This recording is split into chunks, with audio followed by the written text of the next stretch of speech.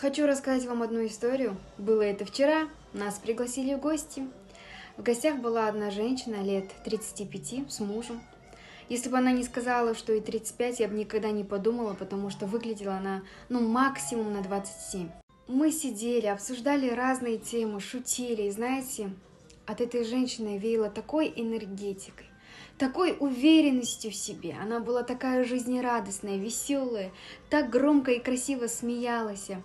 Такая ухоженная, маникюр, укладка, платье. Про фигуру вообще молчу, прям во. Это была настолько приятная женщина, все, кто там сидел, ею восхитились. Мужики, наверное, подумали, вот, как ему повезло с женой. Женщины, наверное, подумали, 35 и так сохранилась, молодец, выглядит хорошо. А знаете, что подумала я? Молодец у нее мужик. Настоящий мужчина. Он не мучил свою жену гадкими выходками, не сваливал на нее черную работу. Судя по ее уверенности в себе, было четко видно, что он ее ни в чем не упрекал, не говорил: вот там твое место, ты жена, ты должна это, ты должна то.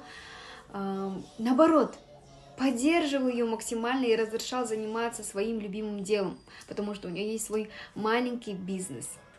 Я сразу подумала, это заслуга мудрого и доброго мужа. Потому что по взрослой женщине всегда видно, какой у нее муж. Хороший, или не очень.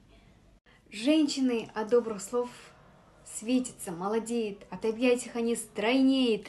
Что касается ее мужа, конечно, он много не разговаривает, такой серьезный, но опрятный. Костюмчик у него был со вкусом, стрижка у него была красивая.